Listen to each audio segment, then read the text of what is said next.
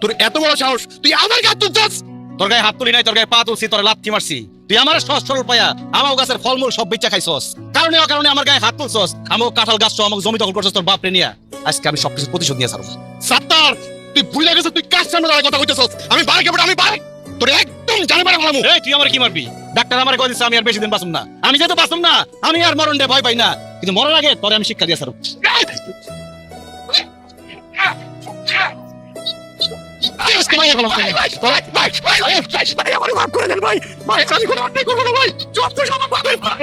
কি কইলিস? শব্দ তোর বাপের? বন্ধ করে সব কাম বন্ধ কর। একদম কোথাও যা যা সর। তোর বাগানের আশপাশ দেবে না করছি, কোন সাহসে তুই বাগানে আসলি? বাগানের মালিক আমি। আমি আমার বাগানের সামনে আমু, এতে সাহসের কি আছে? আপনি এখন এই মুহূর্তে আমার জমি থেকে বাগেন, চলেন। কি কইলি তুই? এই বাগান থেকে আমি তো এরকম, হ্যাঁ? এখন এসে এমন কি করছিস তোর কাছে ঢুকে নাই? আর একটা কথা না কই এন থেকে জায়গা। এই কিন্তু বাগানের ভিতরে তোর পুত্র হয়ে যাবো, বাগান থেকে কোনো গোরস্থান বানিয়ে যাবো, যা বুঝেছি?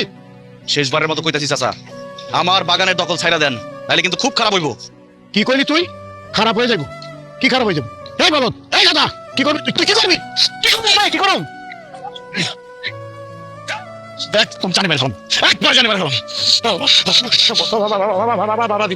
বাবাজি, আমি স্বীকার করছি, ভুল করছি, বড়াই কথা, মাফ করে দেবো বাবাজি। আমি তোমার চাচা বাবার সমতুল্য, আমার ছেড়ে দাও, আমার মায়ের বইরে যাবো।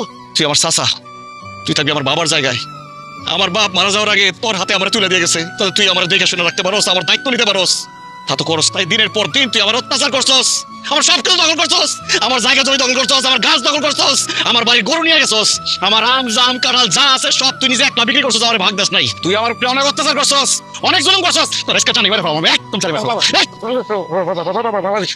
আমি ভুল করছি, বন্ধাই করছি বাবাজি। এই ভুল আর জীবনে কোনদিন করব না। আমি এখনই বাগের দখল ছেড়ে দিলাম বাবাজি, দখল ছেড়ে দিলাম বাবাজি। আর জীবনে কোনদিন এই বাগের আসুক না, তোমার কথা ছিল। শুধু বাগানের দখল ছাড়লে হইব না, যে গরু দুইটা নিয়ে গেছেন সেই গরু দুইটা ফেরত দিয়ে যাবেন। আর গাছ বিক্রি করে যেই টাকা কামাইছেন ওই টাকার অর্ধেক দিবেন।